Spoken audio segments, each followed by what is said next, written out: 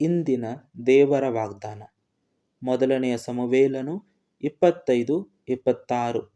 ಸ್ವಾಮಿ, ನೀನು ಸ್ವಹಸ್ತದಿಂದ ಮುಯ್ಯಿ ತೀರಿಸಿ ರಕ್ತಾಪರಾಧಕ್ಕೆ ಗುರಿಯಾಗದಂತೆ ಯೆಹೋವನು ನಿನ್ನನ್ನು ಕಾಪಾಡಿದ್ದಾನೆ.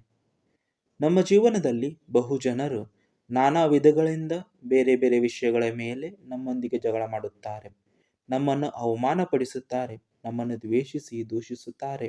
ಆದರೆ ನಾವು ಸುಮ್ಮನಿರಬೇಕು, ಏಕೆಂದರೆ ದೇವರೇ ತಮ್ಮ ಸ್ವಹಸ್ತದಿಂದ ನಮ್ಮನ್ನು ಬಾಧಿಸುವವರ ಮೇಲೆ ಮುಯ್ಯಿ ತೀರಿಸುವವನು.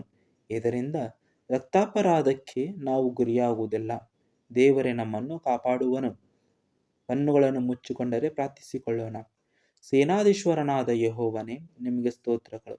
ಹೌದು ತಂದೆ, ನಿನ್ನ ಮಕ್ಕಳನ್ನು ಬಾಧಿಸುವವರ ಮೇಲೆ ಮುಯ್ಯಿ ತೀರಿಸುವವನು, ಅವರನ್ನು ಕಾಪಾಡುವವನು. ನಿಮಗೆ ವಂದನೆಗಳು ತಂದೆ. ಈ ರೀತಿಯ ಅವಮಾನದ ಬಾಧೆಗಳ ಸಂದರ್ಭದಲ್ಲಿ ಧೈರ್ಯವಾಗಿರಲು ಸಹಾಯ ಮಾಡಬೇಕಾಗಿ ಕೇಳಿಕೊಳ್ಳುತ್ತಾ ನನ್ನ ಚಿಕ್ಕ ಪ್ರಾರ್ಥನೆಯನ್ನು ಕ್ರಿಸ್ತೇಸುವಿನ ಮಹೋನ್ನತ ನಾಮದಲ್ಲಿ ಬೇಡಿ ಹೊಂದಿದ್ದೇನೆ ತಂದೆ.